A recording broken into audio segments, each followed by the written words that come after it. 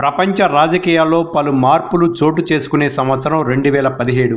ఏ మాత్రం రాజకీయ అనుభవం లేని ఒక వ్యాపారవేత్త, అమెరికా రాజకీయాల్లో సుదీర్ఘ అనుభవం ఉన్న నాయకురాలు హిల్లరీ క్లింటన్ను ఢీకొట్టడమే కాకుండా తీవ్ర వ్యతిరేక ప్రచారాన్ని ఎదుర్కొని అధ్యక్ష స్థానానికి ఎన్నిక కావడం 2016లోనే అతిపెద్ద సంచలనం.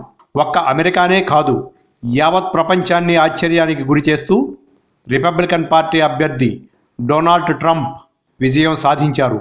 అమెరికా ప్రయోజనాలకే పెద్దపీట అన్న ఒకే ఒక్క బలమైన సందేశాన్ని ప్రజల్లోకి చేర్చడం ద్వారా ఆయన అత్యున్నత స్థానాన్ని అధిష్ఠించగలిగారు. మహిళల పట్ల గౌరవం లేని వ్యక్తిగా, ముస్లిం విద్వేషిగా, ఇతర దేశస్థులంటే ఏమాత్రం పొసగని శ్వేత జాతీయ మత్తును తలకెక్కించుకున్న ప్రమాదకారిగా ముద్రవేసినా అవేమీ ఆయన విజయాన్ని ఆపలేకపోయాయి.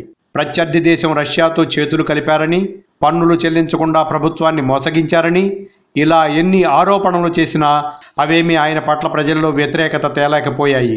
దీంతో విజయం తథ్యమనుకున్న హిల్లరీ అధ్యక్ష పీఠం నుంచి చతికిలబడక తప్పలేదు.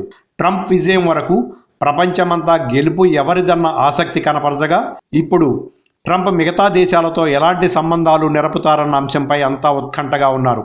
శరణార్థులు, వలసల సమస్య, నిరుద్యోగం, ఉగ్రవాదం, రష్యా, చైనా, భారత్లతో సంబంధాల విషయంలో ఆయన వైఖరేమిటన్నది 2017లో ఆయన స్వేద సౌధంలో ప్రవేశించాక తేలిపోనుంది.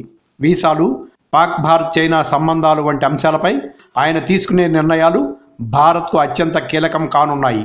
నిజానికి ప్రజాస్వామ్యం గురించి ప్రపంచానికి నీతి బోధలు చేసే అమెరికాలో ట్రంప్ విద్వేష విభజన భావజాలాన్ని వ్యాప్తి చేశారు. అంతేకాదు, అమెరికా సమాజాన్ని చీల్చారు కూడా.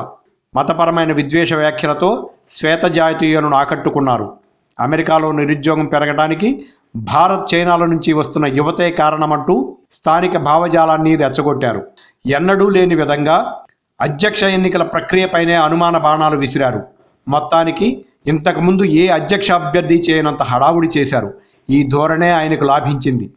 నవ అమెరికా నిర్మాణం ట్రంప్తో సాధ్యమన్న భావన ఒక వర్గంలో బలంగా నాటుకోవడంతో ఆయనకు విజయం సుసాధ్యమైంది. కొత్త సంవత్సరంలో అమెరికా కొత్త అధ్యక్షుడు ఏం చేయబోతున్నారన్నది మనము చూద్దాం. Like and subscribe Eagle Media Works.